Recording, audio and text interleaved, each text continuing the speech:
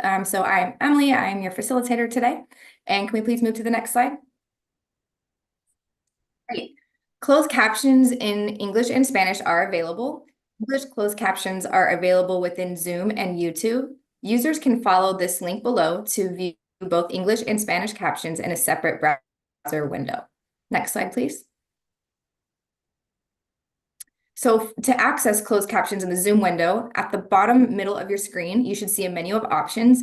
If you can't see the menu, hover your mouse over the bottom middle of the screen, click the square CC icon towards the right side of the menu to toggle captions on.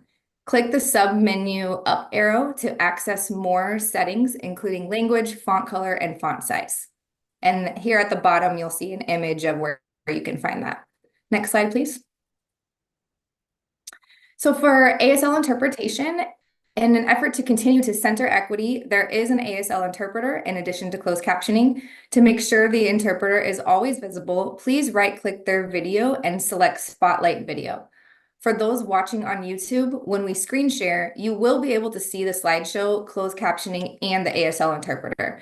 You will still be able to hear different people speaking, but you may not see them. Next slide, please. So there will be an opportunity to provide a brief public input later in the meeting today, approximately at 9:50 a.m. Verbal public comment will be welcome in the Zoom webinar during the designated time with the option to turn on your camera. Please use the link located in the meeting description on the YouTube meeting page or on the IBR CBAG meeting webpage. Commenters will not be allowed to share their screens and will be removed from the room once the public comment period concludes. To comment by phone, dial +1 646 931 3860 US or 408 638 0968. Enter the meeting ID 823 5803 3783. And the passcode is 385815. Dial *9 to raise your hand. After you are invited to speak, dial *6 to unmute yourself. Next slide, please. So we have some safety procedures for the folks that are in person today. Our office is located on the second floor of the building, and folks are currently in conference room 25B at 500 Broadway Street, Suite 200, Vancouver, Washington. In the event of an emergency, immediately call 911 to ensure that help is on the way. If you are trained and it's necessary, provide CPR or AED assistance or first aid. Equipment, including 2 first aid kits and AEDs, is available in the kitchen. There are 5 fire extinguishers located throughout the office, in the kitchens, at the copy room, near the lockers, in conference room 4, and close to the restroom by West Stairs A. For evacuation, use the primary routes, West Stairs A and B, or East Stairs. Stay calm and wait for emergency responders in the designated safe location. Familiarize yourself with these procedures and equipment locations to ensure safety for all. In the event of an evacuation after exiting the building through West Stairs A and B or East Stairs, please proceed to the designated gathering location. Next slide, please. So the gathering location is situated at this corner of East 5th Street and East 6th Street, directly in front of Umpqua Bank. Next slide, please. All right, so now we want to go over our group agreements as a friendly reminder for the meeting. So we want to put relationships first, keep focus on our common goal, notice power dynamics in the room as they occur, create a space for multiple truths and norms, be kind and brave, practice examining racially biased systems and processes. This is a learning space for everybody. Look for opportunities for learning. Advisory group members will turn cameras on as you share this space together. Take care of your personal needs as they come up. You can let me know or Shannon in the room if you need to step away.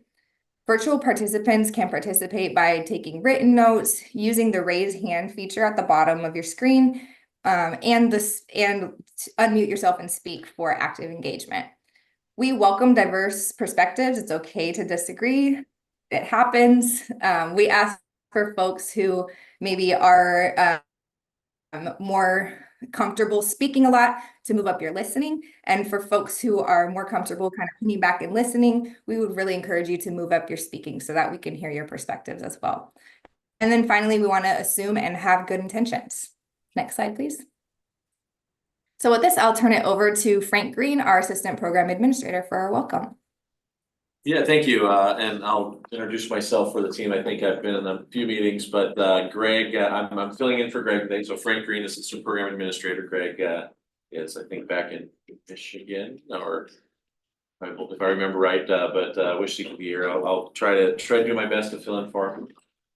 I do want to welcome all the members of our advisory group.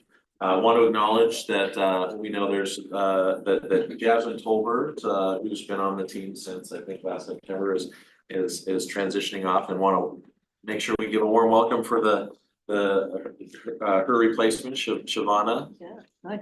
I'm going to say McEwen. Yeah. Okay, I want to make sure I say it right. And really look forward to being able to work with you on this group as we move forward. And yeah, I know I just we're going to go into introductions a little bit here in a minute, but wanted to welcome everyone to the building. I know we've had a few, this is the one group I can say I think's had a few meetings in the building already. So it's exciting to be able to use our space and see us start getting more energized as we move forward. Great, thank you so much. If we could please turn to the next slide. All right, so with that, I will ask Mayor Ann to please give a welcome along with Commissioner Maps. Good morning. Thank you so very much. And in honor of that $1.5 billion gift from the federal government.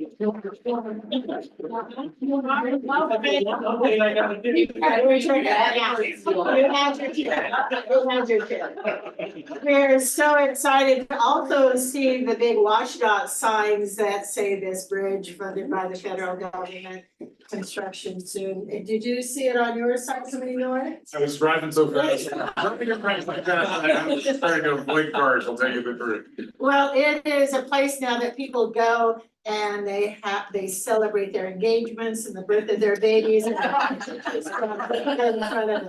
But we have some fresh Mount Adams huckleberries in beautiful scones baked this morning. So if you haven't had your vitamin A, they're right there. I need some. I definitely thinking about it before I go. And I feel compelled to say, please don't take pictures on the side of the freeway. Then you need a second sign. Well, good morning, folks. My name is Mengus. I'm one of Portland City Commissioners and have been a partner with Mary Ann in this project for, I can't even remember when we started at this point. But I'm really excited to be here today. As you heard, there's been some incredibly encouraging developments since we got together last, which I think makes our conversation today even more urgent. And as always, I want to thank Mary Ann for hosting us today. Portland could not ask for a better partner than Mary Ann and the city of Vancouver. We're very excited. All right, well, thank you so much. And Mary Ann, I'm so jealous every time that I hear about the scones and I'm missing them. Yeah. So you'll have to enjoy them for me. We'll put one Maybe you can mail me some. Well, with that, we will start with our introductions for CBAG members. So I'm going to go ahead and start with folks that are here online. And then we'll move to the in-person folks. So if we could have members virtually, please raise your hand if you're a CBAG member, and we will have you give your name, your organizational affiliation or at-large status, and your pronouns if you'd like to share. And then our check-in question for today is, if you could live somewhere for 1 month with your expenses paid, where would you go? And if we could pull down the slides, that would be great so we can see our folks better. All right, and so I'll start this off. I'm Thomas Peralta. I am with the IBR Community Benefits and Equity team, and I use she, her pronouns. And if I could live anywhere for 1 month, all expenses paid, I would say the Caribbean. And I'm not going to specify in particular because I want to go all over. That would be a dream for me. I love the beach. So I will turn it over to Vicky, and then we'll go to Peter. Good morning. I'm Vicky Nakashima, and I use she, her pronouns. I live in Southwest Washington, and I'm a member of the Equity Advisory Committee as well. the place I would live that comes to mind immediately is Kanita. It just reopened, I think after 5 or 6 years of being closed. And it's always been a special place to me, so I could live there for a year. Thank you. Thanks so much, Vicki. Let's go to Peter and then Michael. Good morning, everybody. Peter Fells. I use he, him pronouns. I represent the Alliance for Community Engagement, which is sometimes known as ACE. It's a coalition of environmental groups in Southwest Washington. I thought about this question when I saw it yesterday. Frankly, I don't have any idea. There are so many places that I would like to go. But I'm hoping that the next giftogram will include the stipend for a month's stay somewhere. That's a great idea. Thanks, Peter. Let's go to Michael and then Steve. Michael Strauss with Kimco Realty, owner of the Jansen Beach Center, representing our tenants, our property interests, as well as the commercial interests on the island, particularly the retailers and retail customers too. My pronouns are he, him, and let's see, if could live anywhere, I'll just be pretty generic and say I would like to live at beach. I don't care if it's sandy or rocky or where it is. As long as I'm at beach, I am doing great. Thank you. Love that. Thank you, Michael. Let's go to Steve. So I'm Steve Barnett. I'm representing the Cowlitz Indian tribe. This is a hard one for me because I guess my lifeblood is the area here. So I'm kind of skipping the question, but the reality is my people have lived here for millennia and I'm kind of tied to the area very tightly. Thank you so much. Any other CBAG members that we have online here that have not introduced themselves yet? Okay, so then Shannon, I will turn it over to you to take us through folks in the in-person meeting. We have Vicky online. Vicky, is that she went? Go ahead, Janie. Okay, my name's Janie Haygood, she, her pronouns, with the Vancouver Parks and Rec Advisory Commission. This is a hard question. When I was growing up in a very small town in Idaho, my parents took us on an entire trip for a month all around the United States in our motorhome, which was amazing, and we did that twice. But I think I would love to, instead of staying in one spot for a month, do travel all around Europe for the month. That would be my dream. My name is Tom Hickey. I am a representative on the Community Advisory Group with the intent of representing the North Portland neighborhoods in the conversation. If I had a month of all expenses paid, I would go.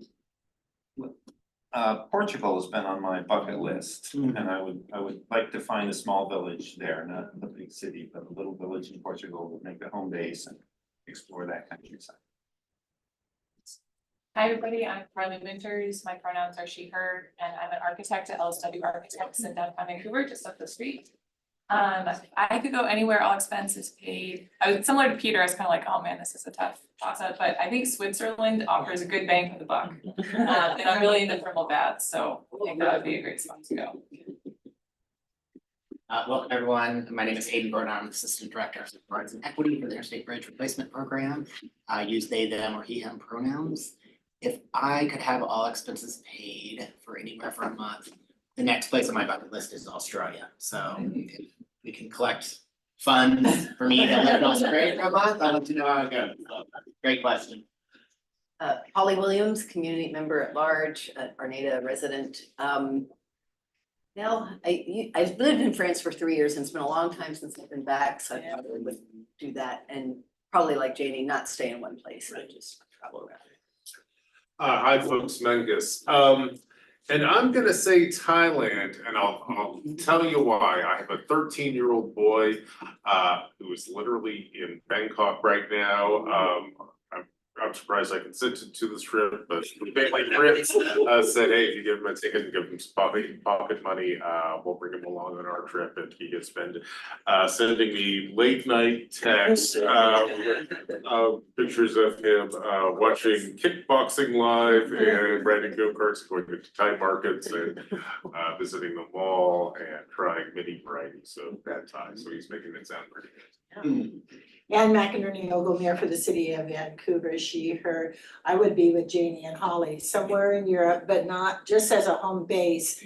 And then give me a rail pass to do all the day trips that I want to do. Yeah. I'm Catherine Catley with City of Vancouver, Policy Advisor. I use she, her pronouns. I would say I would base myself in Barcelona and travel around Spain. Just the history, the culture, the art, incredible. Shannon Singleton, she and her pronouns. I am the community benefits lead for the IBR program. I would say Greece. It's just, and generally I want to travel to a bunch of the different islands and come there. So Frank Ramos again, go by he, him pronouns, and just heard this question and thinking about it. I'd probably spend a month on maybe jumping from one cruise ship to another. We just got back from a cruise and it was we had a blast, except for getting COVID as a family once we got home. And it was like a month ago, so don't worry about that. But maybe go one cruise, get off it, get on another one. You could enlist in the military for that. Speaking from experience. You'll have to jump. Having known somebody who was a tall man, my husband's grandfather was in the Navy and very tall, and just, yeah, lots of punching down. Look at that. So Carly Francis, I work for Washington State DOT. I'm a Southwest Region Administrator, she, her pronouns. Mostly because at my father's celebration of life, we were looking at pictures of the Southwest, but specifically kind of Utah. And my husband was just giving me ideas about like a road trip from Las Vegas to Salt Lake City, and thinking about some of the things that you could do there and the fun, like adventuring, like engineering type stuff. So I think that would be it. Hi everyone, Darcy Hoffman, she, her pronouns. I'm representing the Columbia Willamette Workforce Collaborative. And I think if someone else is footing the bill, I would go all out and do one of those like $5,000 a night over the water huts in Bora Bora. Oh, Hi, Walter Valenta, representing Portland and specifically right on the water's edge. I'm with you on the expensive thing, so I would do super expensive since it's all paid, and I'd be Paris, finest hotels, and just enjoy all the museums there for the month. Good morning. My name is Shavonna McEwen. I'm the Executive Director for the Southwest Washington Equity Coalition. Do just want to say thanks to Jasmine for all her time here with this committee. She's on our board. She's phenomenal. And I have big shoes to fill, I know that. I really appreciate what Steve said about being tied to the land with his ancestors. So my mother was born and raised and lived for many years in Guyana. It's a country close to Venezuela. Great, glad to see people nodding where Guyana is. So I would go home. I've never been home, so I would go and spend time there. Thank you all. So Emily, I will hand it back to you to get us back into the slides and next presentation. Awesome, thank you so much. Yeah, if we could pull the slides up. Great, thank you so much. All right, so our agenda today, we went through our first part with the introductions. So we will move into public comment, and then we will have a program update. Then we will have a presentation on the health analysis and a Q&A section there. Then we'll move into our normal course of business on a presentation on the potential community benefits in the physical design category before we launch into our small group discussion so that we can brainstorm some new potential benefits under this category. We'll follow that up with our large group report out and then closing and next steps. Next slide, please. So now we'll move to public comment. And do we have anybody on the line for public comment? No, not at this time. Okay, thank you. Next slide, please.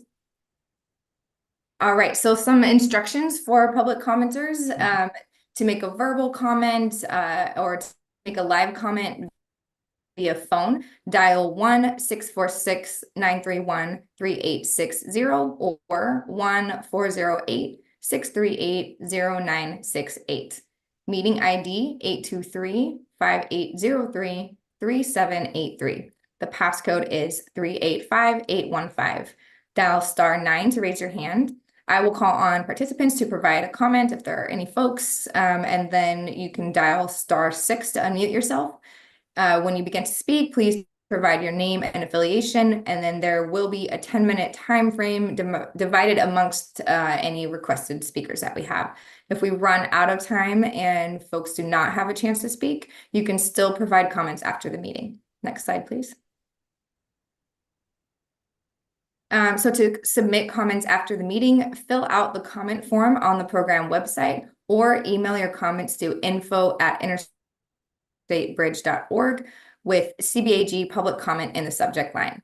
Call 360-859-0494 for Washington, 503-897-9218 for Oregon, and 888-503-6735 for toll-free. And state CBAG Public Comment in your message. Written comments need to explicitly say CBAG Public Comment in the subject line or in the body of the message for them to be identified and distributed to CBAG members. All written comments must be received prior to 48 hours in advance of each upcoming meeting in order to be distributed to advisory group members. Comments received after that point will be distributed to members in advance of their next meeting. Next slide, please. And with that, I will turn it over to Assistant Program Administrator Frank Green for our program update. Thank you, Emily. And go to the next slide. As was already stated, one of the biggest pieces of news, obviously, that the program recently received was the announcement that the program was awarded our full requests in our Bridge Investment Program grant. I think it's a real strong show of support, not just to the program, but to really all the efforts of this region, to the local partners, to elected officials, to the congressional delegations, to groups like this that are helping this program, get this program out there and messaged to the community, to the public. Because our federal partners aren't going to provide a substantial amount of funding like this to a program that they don't think, number one, has a competitive need for it with a bridge that needs to be replaced, but also support of the communities and the states that are applying for it. And so I really see this. This is the second big grant award we've received in about what is it now, about 8 months. 2.1 billion between those two programs. When you add them together, between the mega program and the bridge investment program, I think really show that the federal government as well believes that this is a very important program to move forward, and that now's the time to get it done with these generational opportunities. So once again, I want to say thanks to everyone, around the table here, this advisory group and any other avenues and venues that people have been committed in, because we wouldn't have won these awards and been awarded these if we didn't have that show of support to be able to give back and demonstrate to our federal partners. So I will pause for a second because I see Commissioner wants.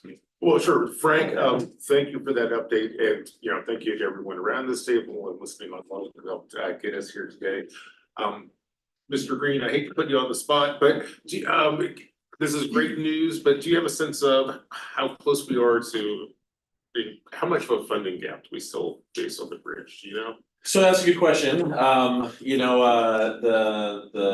When we were applying for these grants, we knew that the program, when we were doing the modified local preferred alternative, had run a cost estimate, and we had a range, right? Because we knew it was somewhere between 5 and 7.5 billion with that range, and we had targeted trying to get to around 6 billion, thinking that would be what we could say is, we say most likely, but from a probability perspective with the risks we are identifying.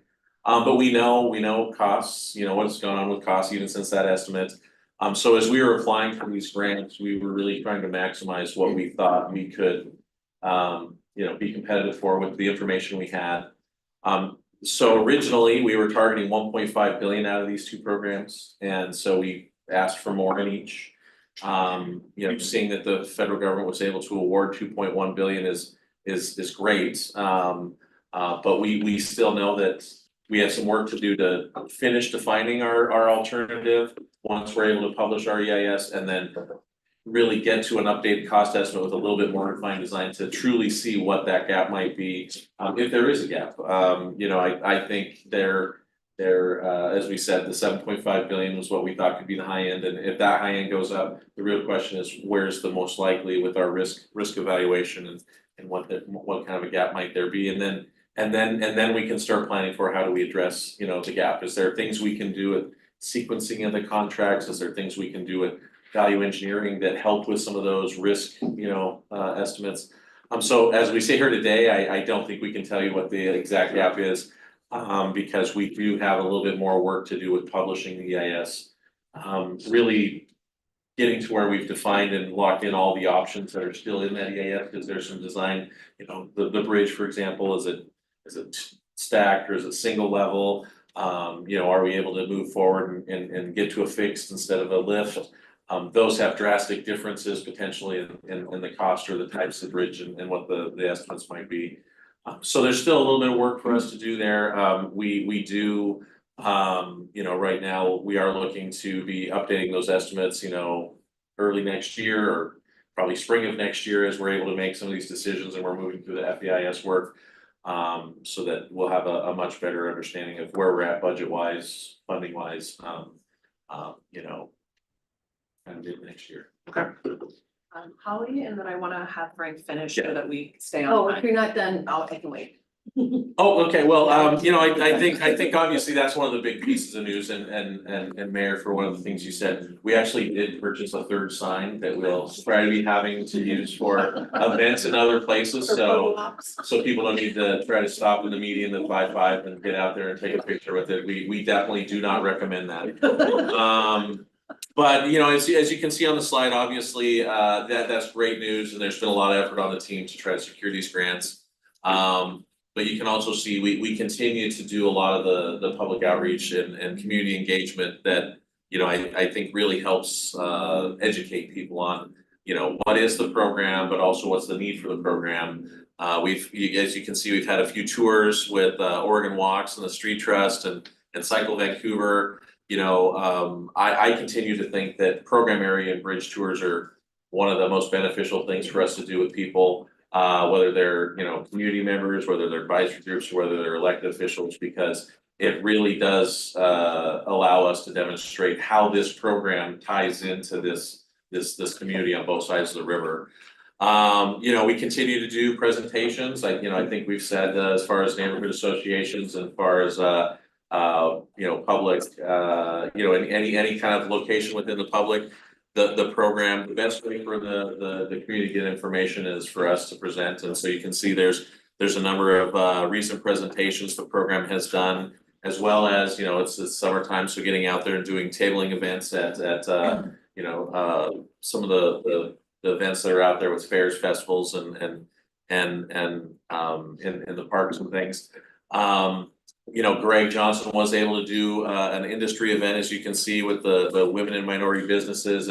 It's a very similar, I think, presentation to what we did with the bigger industry event, where we've tried to identify how we ultimately could build this program, what kind of construction contracts might there be, and where are the opportunities for more people to be involved in this program, whether it's eventually on the design side, we're going to need a lot of design support and help as we're moving forward, but also on the construction side, as we are eventually building this, we're going to need obviously a lot of skilled workers and labor to be able to build this.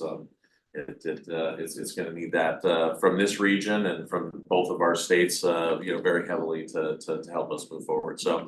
Like I said, it's a good opportunity. My thing that I've said all along is, we always want people to get the information from us instead of the rumor mill. So I always encourage people, if they hear things about the program, reach out to us, and if a presentation is something we can give to your group or organization, you know, we're willing to do that, so. I think that's the high level kind of overviews updates I wanted to give. If there's still a question, Sure, so right now, the draft SEIS is coming out sometime this fall. And I know it's hard for you guys to say anything, but because the comment period is so brief, and just like getting on the neighborhood association's calendar in 60 days, that's, they only meet once in 60 days, so, you know, yeah. Yeah, so I can touch upon that, and thank you. I know our public affairs and our community engagement team are working on a plan to make sure we're getting out there to everyone, to make sure they know about when it's coming up. We're talking about putting together, you know, mailers and things like that, whatever we can do to get it out there. We are closely collaborating with our federal partners. There's and I think Greg has said this before, you know, we are in kind of the last step before we can start getting signatures and publish. Really getting legal comments from all of the agencies that need to sign the document. And so our team is actively working on those comments and trying to resolve them so that we can get to signatures, which we're targeting for mid next month, the signatures from the parties. And yes, so we really are, I think, on a good path to get to the publishing this fall. And you know, we've heard very loudly that we want that public comment as well to not be during the holiday period. So, you know, we're trying to get that public comment period to be completed before the holidays start. And, you know, good coordination with our federal partners. We hope to be able to truly lock down an actual publish date here within the next, you know, several weeks. We gotta get through the responses. The legal review piece, once that's concluded, then that will start the signature period, but that's, I think, the point at which the program will have clarity about a publish date, which is gonna be an additional 30 days before it's actually published, so they can really get rolling on some of that. They have that 30-day period to actually action all the steps, so I think they're putting things in plans right now. They'll have 30 days to action before the period starts, and so it's still tight. But there's a little bit of space for there to be a date certain. When we'll know the dates. That's helpful. Thank you. Emily. All right, thank you so much. So if we could go to the next slide, please. And with that, we will go into our next section on the health analysis. And just a little reminder, we will have a question and answer portion at the end of the presentation, and I will help with managing the questions here on the virtual side, and Shannon will help with folks in person in the room. So with that, I will turn it over to the team to introduce themselves and take us through their work. Yeah, thanks, Emily. Hello, my name is Chris Regan. I'm the environmental manager for the Interstate Bridge Replacement Program. Wonderful to be with you today. Also, like Emily, I'm a little jealous. I think this is the second meeting I've been to that I've heard there were scones available. So next time I'm invited, I will probably make the trip and make sure I'm in the office. We are going to, I've got the job of introducing the subject, but then I'm going to hand it over to the Department of Health. So how about if I go into that into the setup, and then when we get to Alyssa and Anna, then you guys can introduce yourselves as you jump into your slides there. So with that, if we can go to the next slide, that would be great. I feel I'm very excited to be here with you today to talk about a subject that our program administrator, Greg Johnson, has stressed from the very beginning. When I started with the program and we were doing some of our early work, Administrator Johnson said that, you know, he is committed to ensure that we deliver the program through a climate and through an equity lens. And a large part of doing so is ensuring that we address health impacts for our community. And so the program began jumping into the work that we needed to do on the environmental side by ensuring that we were committed to analyzing those human health impacts. So, you know, the program first seeks to avoid harm to the environment and to human health, and to avoid those disproportionate impacts to equity priority communities living adjacent to the program corridor. So we've set up some of our analysis through the National Environmental Policy Act process to ensure that we were focused on those things. And we're really focusing in on several areas that affect community health, including safety considerations in design, in usability of all of the facilities that we plan to deliver. We're talking about how is it that we are ensuring that we meet climate needs through design, through operations, through resiliency planning. And we're also looking at, are there aspects of our workforce planning that we can do to ensure that we're creating a healthy, sustainable community as part of this program. In the draft supplemental environmental impact statement, we're also looking at a number of those physical factors. So we're looking at those physical aspects that really relate to human health. So Clean Air Act, Clean Water Act, looking at climate impacts. So we're looking at air quality and greenhouse gas emissions. We're looking at what are the effects of construction from noise and vibration to the community, and a number of other health-related impacts. All of that information is being written up into our technical reports and will be available through the draft supplemental environmental impact statement. And they're being made available to our Department of Health partners as they're doing an assessment for us. So if you can go to the next slide, please. And we are very fortunate to strike up a partnership with the Department of Health and the Oregon Health Authority to help us look at, how well are we meeting the bar of minimizing health impacts? A number of our partners have stressed, and community groups have stressed and expressed concern that a health impact assessment is necessary as we move forward to consider how we advance the program so that we can better understand and relate to the community. What are those health impacts on the local communities? So in late 2023, we reached out to the Department of Health and asked for them, along with the local partners, and I know that Alyssa and Anna are going to get into this a little bit more, so I won't get into too much detail, to help do that assessment and get to understand the program area, what the program is attempting to do, and then to help us independently assess how well we're meeting that and come up with recommendations of things that we could do to be better at delivering a healthy program.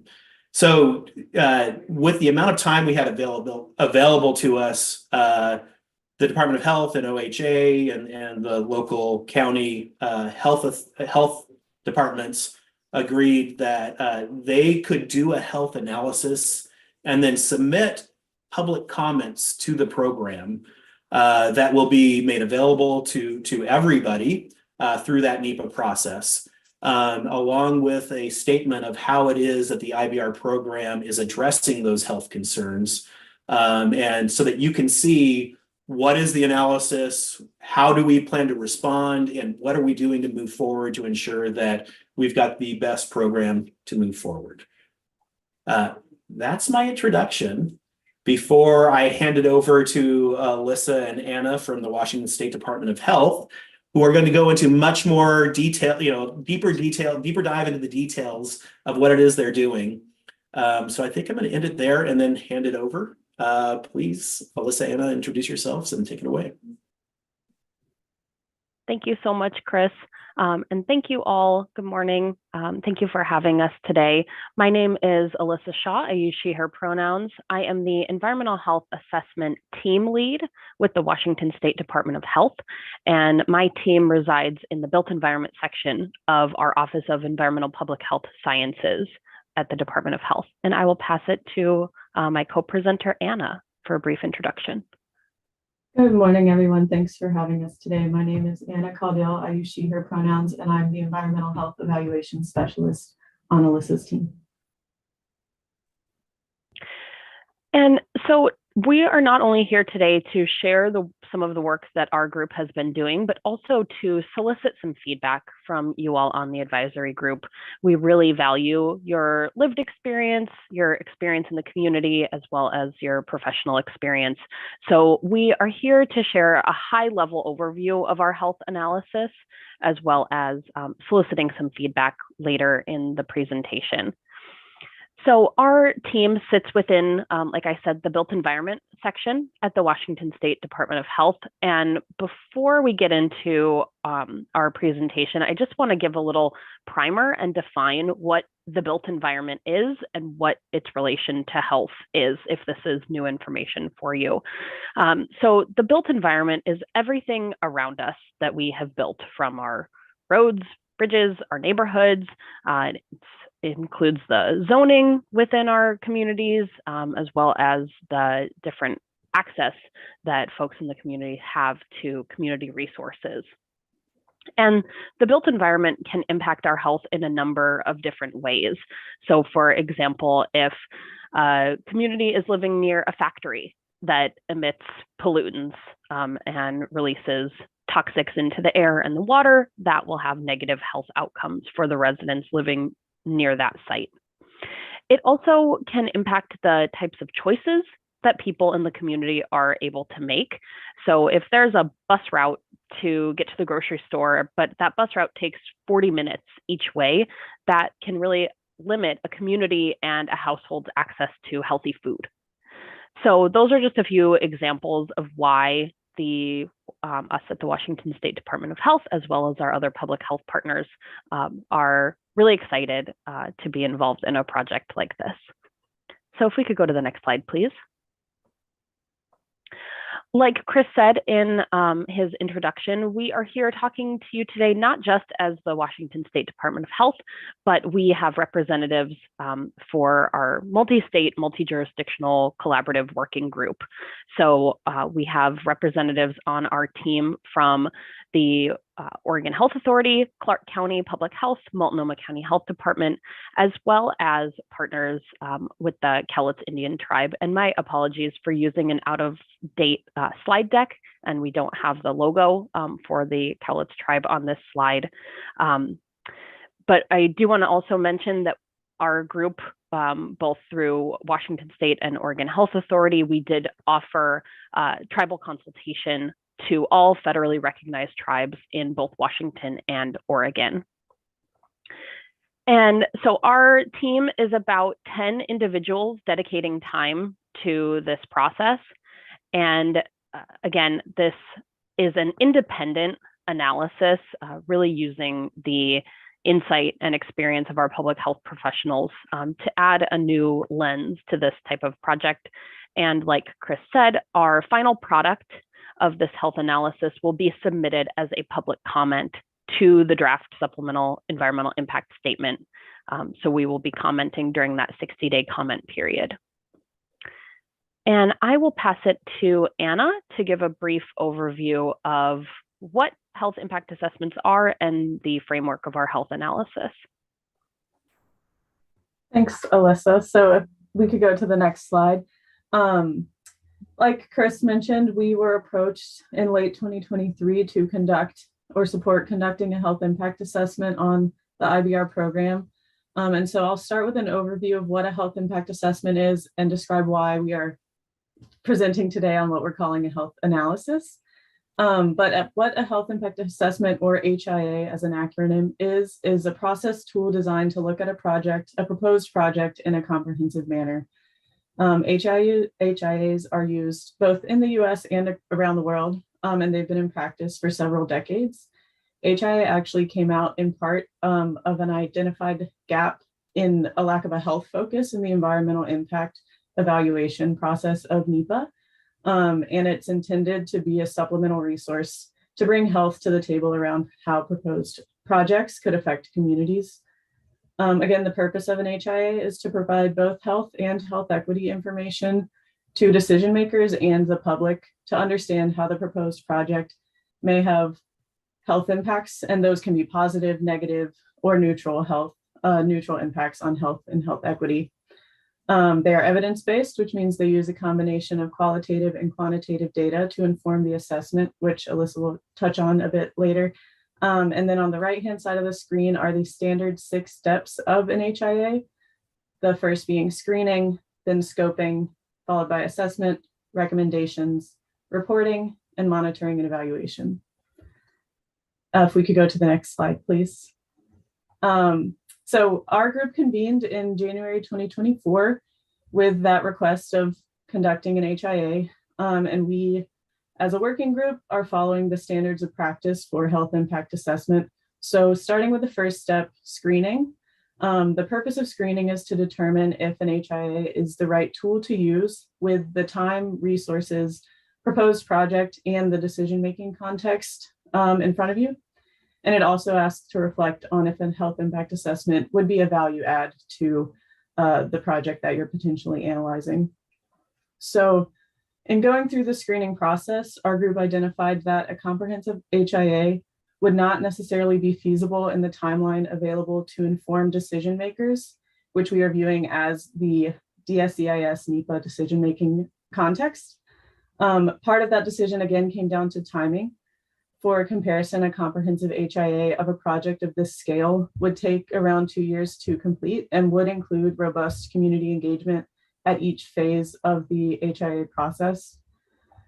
So with all that considered, we agreed that an HIA would still be valuable and that the opportunity to collaborate on a project of this scale is both a once-in-a-generation project for the region and a once-in-a-generation opportunity to bring health to the table for a decision that will affect a large region. So given the time and resources available, we agreed on what we're calling a modified health analysis that follows the same standards, practices, and steps of an HIA, is just more modified to fit the decision-making context and timeline at hand. And just so y'all know, we are currently in the assessment and recommendations steps of the HIA process. And again, we'll be submitting the health analysis as a public comment to the DSEIS when it is released. Back to Alyssa. So Alyssa, I just want to make sure that you all are aware we have about 15 minutes left for this agenda item to make sure we leave space for questions from the group. Yes, thank you. We are going to try to get through the next 2 slides in about the next 5 minutes and then have the last 10 hopefully for engagement, if that sounds okay. Absolutely. Thank you. If we could go to the next slide, please. So like Anna said, we are in the assessment phase. And so the different items listed on this slide are the main pieces that are included in that assessment phase. So like Anna mentioned, health impact assessments are centered around being evidence-based. And so our first step was to conduct a literature review about the health topics that we care about in connection to a large infrastructure project such as this. We'll go into the specific topic areas in our next slide. But the next step was to analyze the local health data in what we're calling creating our local health context and connecting that local health context to the literature. So I should note with this mark is that we are not collecting any of our own data through this process. We are relying on established data sources. So we're looking at both federal data, state, and then local data. And this is where our partnerships with both states and counties has just been invaluable to have that data sharing and data collection pieces so that we really have all of the local context that we can. The next piece that came up as we were conducting our analysis was that some of the health impacts are really time-based. So there are specific health impacts that we might have more concern about during construction rather than the long-term life of the project. So we have made our time distinctions, as you can see here, through project design, construction, and then the long-term life of the project. We are really centering environmental justice and health equity. As Anna said, those are two main tenets of health impact assessments that we are embedding through our process. And I'll talk a little bit about how we're doing that in just a minute. And then we're also conducting our as much qualitative data as we can in lieu of community engagement through talking with you all at the advisory groups. We also were able to present and solicit feedback similarly with the equity advisory group. And I heard mentioned earlier about some program area tours, and we were lucky enough to be in the program area last week with our health analysis team and get a tour of the project area and talk with the IBR team to really understand the plans of this project more. Next slide, please. So the main topic areas that we are analyzing through that method section, like I said, through the literature review and the local context data, are air quality, transportation and active transportation, climate and heat, noise, social determinants of health, and water quality. As we were talking, we thought that having equity and environmental justice be its own topic area could be a good way to frame it. But in further conversations, we realized that equity and environmental justice really need to be woven through and embedded in each of the sections. And so as we are talking through each of these topic areas, health equity, equity, and environmental justice are embedded within our analysis of each of these topic areas. And so just one example of how we're looking at equity and health disparities on a project like this is that analysis and literature shows that highways and roadways with large expanses of concrete are typically seen in greater numbers through communities of color. And that correlates, that large expanse of concrete and lack of tree canopy really makes the heat and heat island effect greater in those communities.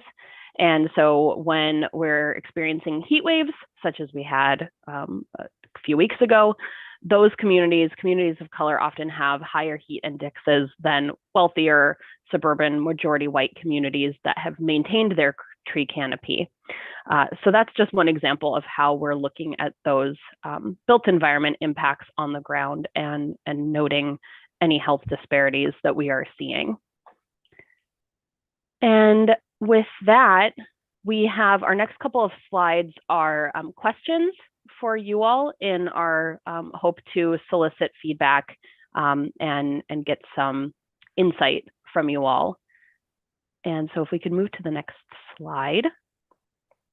One of the main pieces of information that we're hoping to gather today is just what health concerns have you heard from the community in regard to this project? And I don't know if we want to keep the slides up on the screen so people can have these questions to reference, or if we want to take those slides down. But facilitator, please do what is best for. Yeah, I think it would be great if we could take them down so that folks can discuss them. We can see each other better, and then I can put the questions. Actually, we don't have a chat. But yeah, I think we can go ahead and pull them down. Thanks.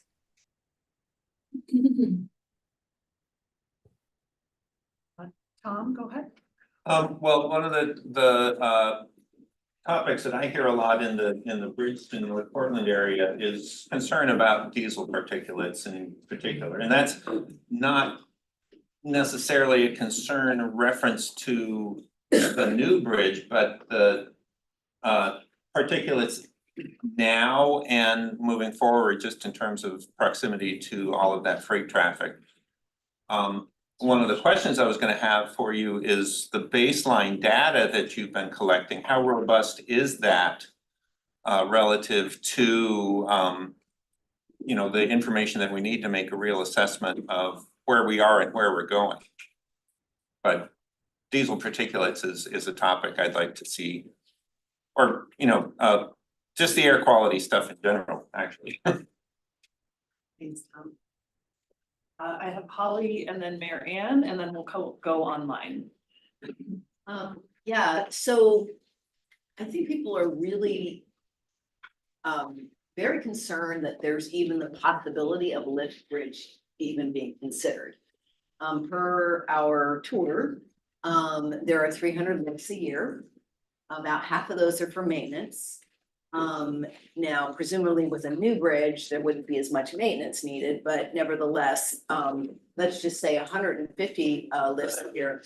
That is a lot of cars and trucks idling. And it's not just for the time of the lift, it's for the traffic jam that the lift creates. And so I think people are really concerned about that. It's a health issue, we all know that, and so one other note on that, that I learned on the tour is that other jurisdictions with lift bridges have worked with the Coast Guard to more tightly limit when bridge lifts can happen to avoid traffic jam situations, but we have very small limitations in comparison to other jurisdictions.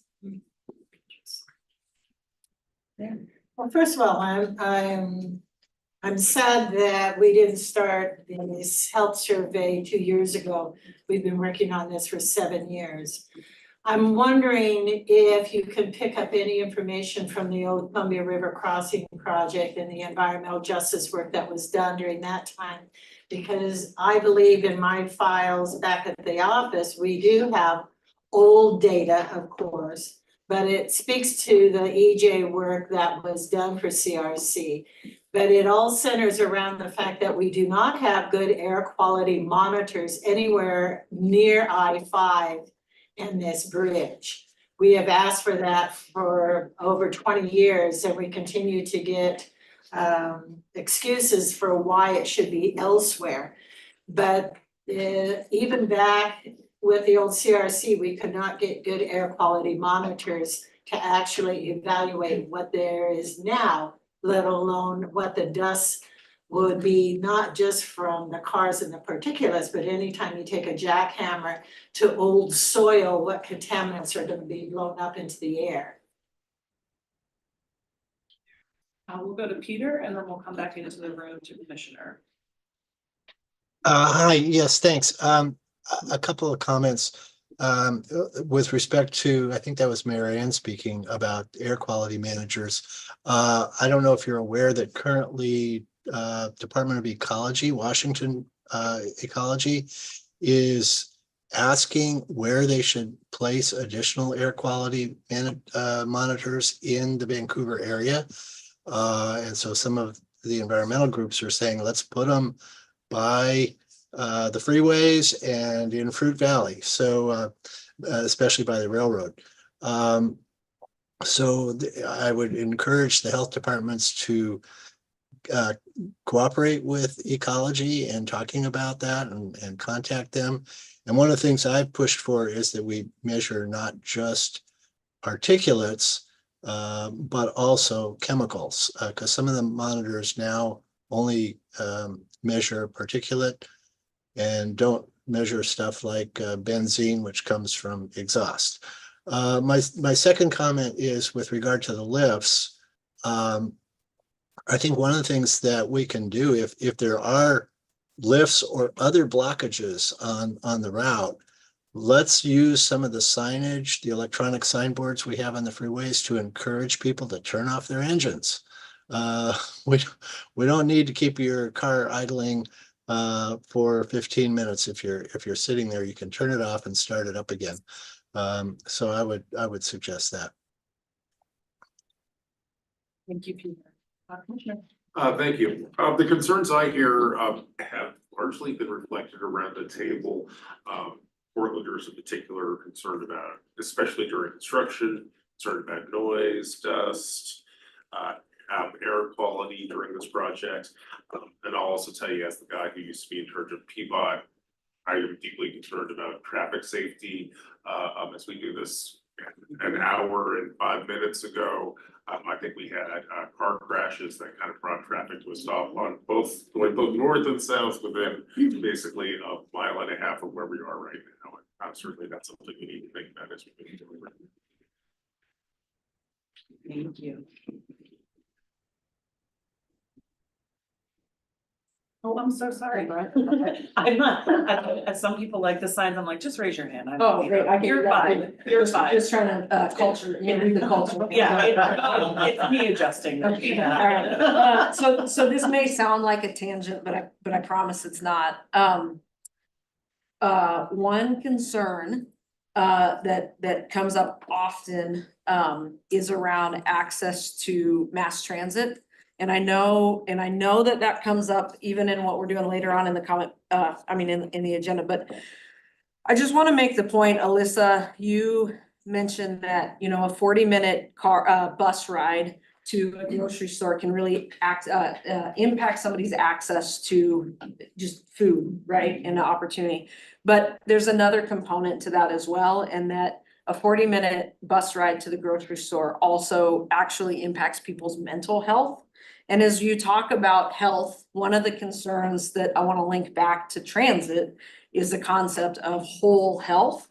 And when we're talking about people who live near a freeway, being able to actually transit across the freeway or around the freeway is a significant barrier. And so what I would love to see, and what I think would be helpful for me in communicating with my communities is that in conducting the health impact study, we're also talking about mental health impacts of difficulty navigating a huge transit area as people who maybe who have significant barriers. So thank you. Thank you. I think there was some conversation around that as well at the equity advisory group. So I think that's a theme we're hearing in this feedback. Good. Yeah. I'll probably continue to bring up things that maybe the equity team is saying because with so few folks of color in the room, it's just so important to continue to echo that. Yep. Even if it sounds like we're just kind of beating the same drum. So, yep, absolutely. Thank you. No, we want all feedback. Yeah. So I know that there are some other questions and now we're working on a survey that we could potentially send out because we do have to move on to the physical design category for this group. So Anna, Alyssa, I'll give you a moment here to maybe close out or Chris, if there's anything you want to say, and then we can connect offline and get the survey situated to follow up and send out to our members. Yes, thank you. The survey is simply just the 4 questions that we had on this slide deck, understanding that we have limited time, but also really wanting to value all the feedback that you all have. So hopefully we will hear some news about getting you a survey, but in the meantime, and if I could just ask if we could put our very last slide with our contact information on it and just please offer to all of you that if you have any additional feedback or questions, I know we didn't have a lot of time for questions about the content of our analysis and our methods. So if you have any questions or feedback, this email address there goes to our whole team, which is really just me and Anna. So please don't hesitate to reach out and we're happy to connect. And again, thank you so much for the opportunity and for the feedback that we were able to receive today. We really appreciate it.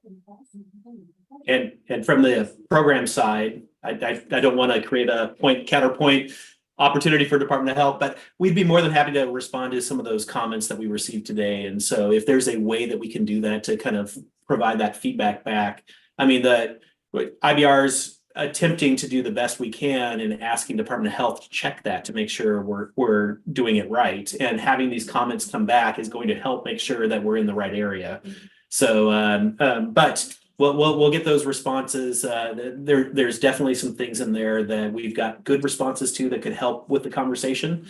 But let's make sure that we got the right time to do that. So thank you for the opportunity today. Thank you so much, Chris, and thank you, Alyssa and Anna. Emily, I will hand it to you for our short presentation on physical design. Great, sounds good. All right, so our category for this month that we will be doing some brainstorming around is physical design. So if you can turn to the next slide, please. All right, so as a reminder, our categories are rooted in the equity objectives and the IBR equity framework. And so the physical design objective is to integrate equity, area, history, and culture into the physical design elements of the program, including bridge aesthetics, artwork, amenities, and impacts to adjacent land uses. Next slide, please. And so on your handout that you have, that you got as part of the meeting materials, that has all of the potential benefits that have been put on the table so far, with those that were included in that first batch that voting was done on, and then a couple of others that were not part of that initial batch. And so those are here on the slide. And some examples to spur your ideas are create connectivity to Fort Vancouver as part of the bridge's design, and to include rich landscaping of native plants and flowers that will both beautify the space and make it a desirable destination. Next slide, please. And so before we break out into our small group discussions, I just want to give some friendly reminders that we are still in the brainstorming phase. So we'd love to just hear any ideas that you have outside of the ones that have already been put forward on your list. Let's be creative. And our next phase, we will dig into the details of them deeper and have some analysis. So with that, I'll turn it over to you, Shannon, to give us some instructions for small groups. Thanks, Emily. So online, I will move you all into I'm gonna say breakout group, because there's actually just gonna be one. And we have some additional staff who will be in the room with you, but we'll get you moved over here shortly. And then for in-person, we'll have Janie, Tom, Farley, Mary Ann, Catherine, Frank, go with Aiden and Brenda. I don't go or stay. There's only two groups, so up to you. And then our other group will be Carly, Shabana, Darcy, Commissioner, Holly, Walter, and Steve. We have a member of the design team here with us, so we'll go with that group. And Salome will facilitate with Jeanette taking some notes. We've got the rooms reserved over here for breakouts if you need. And we'll just come back here in about 30 minutes. First team, do you prefer to stay? You can sit in.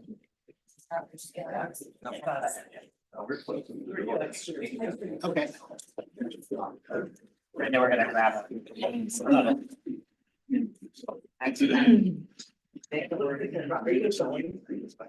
Oh, one more thing. Okay. I know, second one. That's not Sorry. Shannon, which room do you have? I know, I was like, I feel like we're on a shift now. Yeah, that's, yeah. Oh, sorry. I'm sorry. How's it going? Yeah. So you're. It's right there.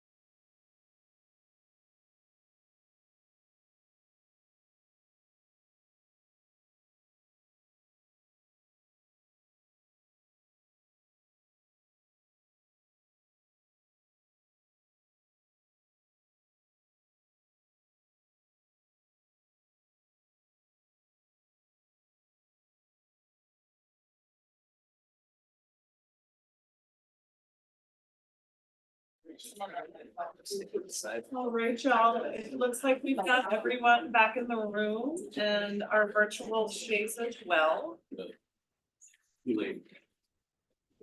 we'll move into large group report out. And Emily, why don't we start with the online group? Sounds good. Could we please pull down the slides? All right, so I'm going to be reporting out for our group. We talked about a number of things. Some pieces were finding ways to make sure that the view of Mount Hood doesn't become too obstructed, particularly thinking about different vantage points like the waterfront that was noted as a feature of that experience. And so really want to find a way to not lose that. Another were to include some educational items along the waterfront. So maybe some signs to explain local vegetation or also an idea about putting a community garden in that area could be great, a great resource for folks that live nearby. Another piece was around adding flourish to the aesthetic design of the bridge. So enhancing a sense of place while there, not wanting to feel like it's just any boring bridge in the USA and you don't know where it's at, could be anywhere. So something that really makes it stand out for this region. Another piece that we talked about was ideas around lighting and how that could be used creatively, but also considerations around the impact on local wildlife. There was discussion around using digital displays, so kind of like how stadiums and arenas use cool digital displays. Maybe there's an opportunity for that around the bridge, particularly for the multimodal areas, so that folks can see different informational pieces, navigation, things like that. And another, looking through my notes here, another piece was around looking at opportunities for community art and ways that those collaborations could happen. One important piece was around if you are wanting to represent cultural, different cultures and history in the region, to make sure that the program is being mindful and intentional to reach out to those whose culture it actually belongs to and that are in the region, so that it's really representing their perspective and what they would like to see of their culture, and maybe not what others would make assumptions about. And then finally, there was a piece around accessibility to the freeways for the local area. So Fort Vancouver was talked about just making it easier to kind of get in and out of that area, and some navigation, because it can be tough, to come out of there and you're not sure where you're at. So wanting to make sure that that accessibility piece is really thought through. And with that, I'll open it up to see if there's anything else from our group that I may have missed. All right, well, back to you, Shannon. Thank you. So the Salome's group, the group that stayed here, do we have anyone to report out? I know you were taking notes. Do you want to report out, Maya? Hi, we're doing together. Go ahead and start. Yes, so we have some good conversations about the aesthetics of the bridge and making it iconic and including it early on. Also thinking about including the history of the tribes and the history of the area and the region, and that was important. And some great points were taken into account, thinking about elected officials and how these bridges are built, and including these pieces early on to make sure that it's included in all the budgeting and the financials. There was some also really good conversation about climate resiliency and how are we gonna work around the aesthetics and creating the green spaces. And how we really think with all the changes that are happening and that are coming through climate change, how do we maintain that with all the species, natural species around the area. So there was some really good conversations about that. There was some we talk about, the bridge being like an iconic place, and that is also to make sure that it's a place where, I had a really good phrase over here. Yeah, it's a desirable destination, and that we make it truly a path that is not only like a structure, just functional, but it's truly a beautiful structure that speaks to the history, the rich history of the region and the work that is being done. And then also another phrase that was used to describe it would be climate and ecologically space or something like that. I was trying to capture your comment, climate and ecological space. So I just to emphasize on what Imai was saying, it was a lot about the aesthetics and how we should bring in the green space. And the question was, who is going to also maintain that green space? Was also brought up. And can the green space survive how, climate change, right? One other last thing that I really like that you mentioned was the functionality that it serves like as a place to build community and create connection. That is truly that functionality that creates the unity. Thank you. Yeah. Anything else from the folks in that group? Yes. So we kind of ran out of time, so I didn't have the chance to bring up one more concern. And I don't know if this goes into the mobility and accessibility category or physical design. But as of, we had a really good discussion about the bridge being a place that for all to enjoy, and the multimodal path is a big part of that. Right now in the design, it shows a corkscrew to get to it, and it's like a 4.5% grade. And I think it's something like 1/4 to 1/2 mile up that grade to get to the surface, the path level. I've had lots of concerns from community members about that. I just want to throw that out there. It's got some drawbacks. I think I know why it's there, just because we have a really constrained engineering problem here. But it is something that risks really cutting down the users of that bridge asset. Thank you. And don't worry about categories. This is all gonna come together. At least it would cut down those that are going up. I bet coming down. Lots of user interaction that might not be so good. Yeah. Thank you. Meetings group. Sure. Yeah, I can do that, but please jump in. Sure. So I think we started off talking about kind of what the big story of the bridge is going to be. And so the physical design is a component of that that's going to cue that storytelling through time. And so thinking about when you see the bridge up close and you see it from a distance, what about it is going to stand out when you have visitors coming to, friends coming to visit you? What are you going to say about the bridge when you see it? So focusing on the story.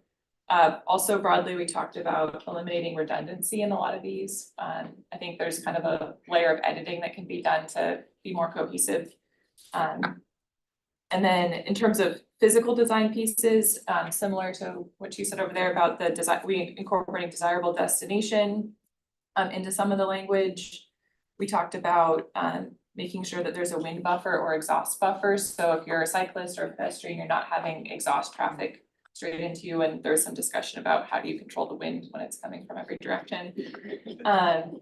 Related to green space, we talked about incorporating the term naturalized as well as native into the planting, and then using, we were a little bit hesitant about using the term flower, but maybe incorporating other language that describes the type of landscaping, so diverse, colorful, incorporating habitat and pollinator gardens. We also talked about the term biophilic design, which means for the love of nature. And there's lots of kind of specific design ways you can design for biophilic design. If you Google it, there's lots of resources out there. We talked about kind of the direct call to Port Vancouver maybe being too specific. Instead, talking about cultural nodes and incorporating that into PD11. So using the term heritage. So we'd say integrate art, history, culture, and heritage into the bridge design. So rather than calling out a specific node or a specific region, all of those things are kind of broadly addressed. And then we also talked about making sure the design incorporates big moves and small moves. So thinking about the bridge as an iconic kind of sculptural piece, but then also making sure that that design is articulated in small ways.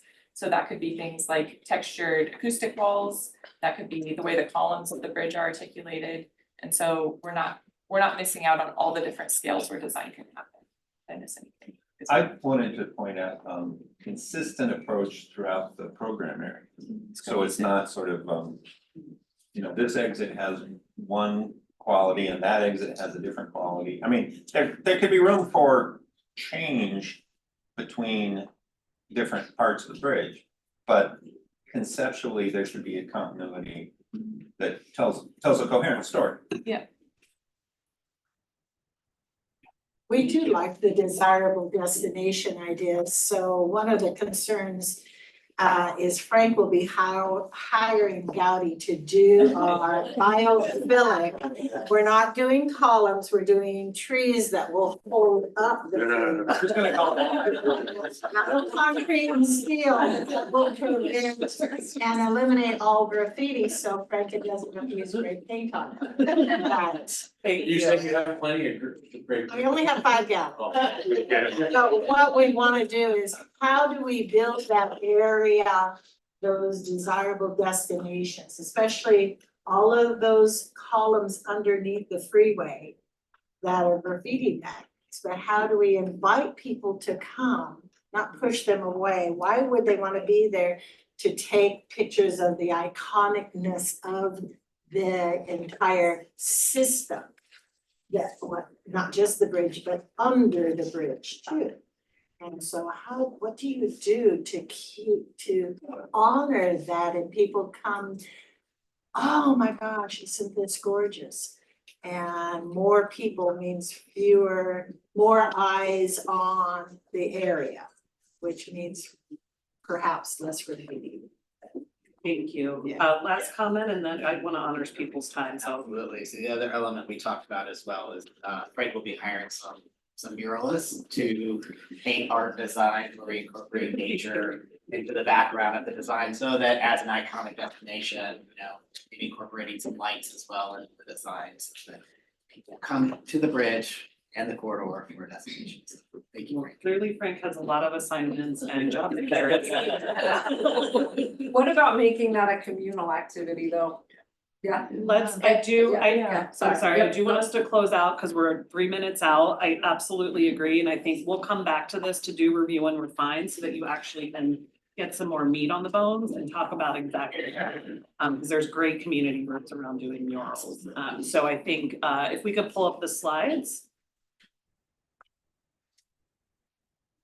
So what's next? Next slide, please.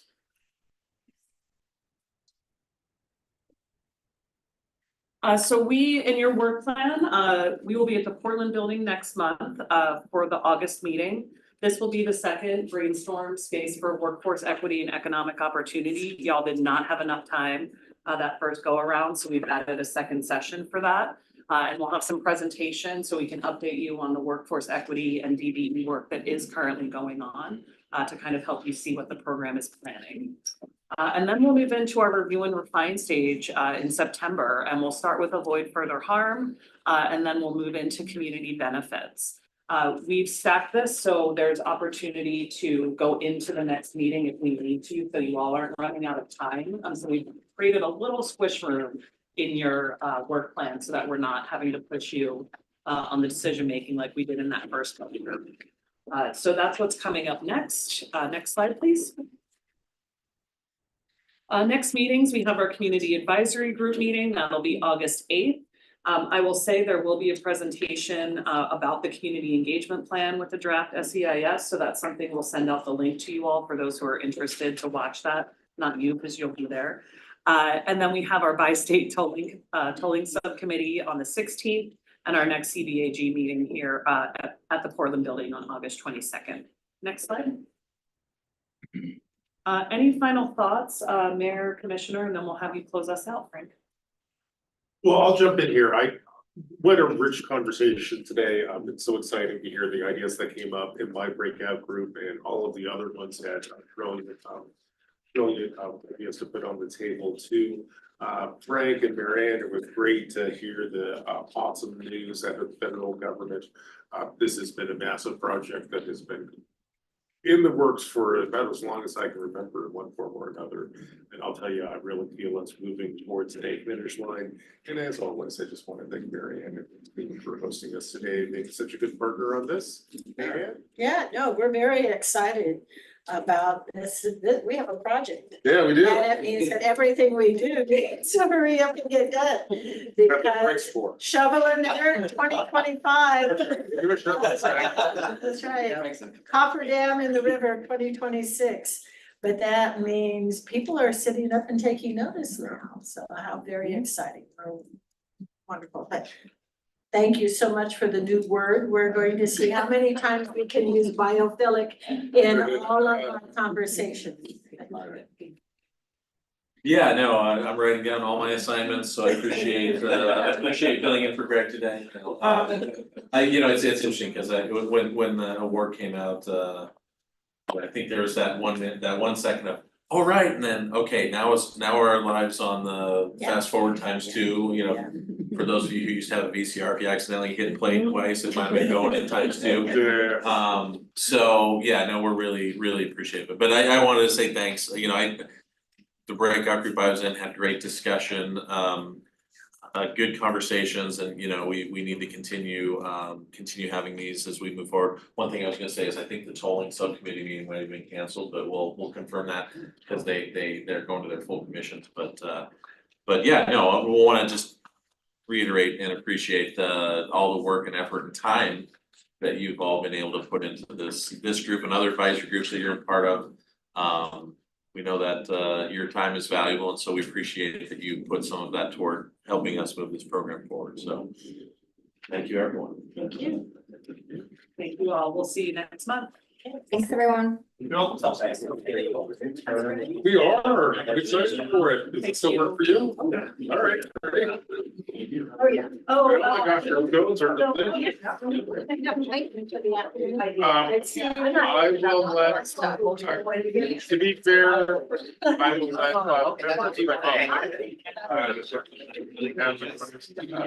let.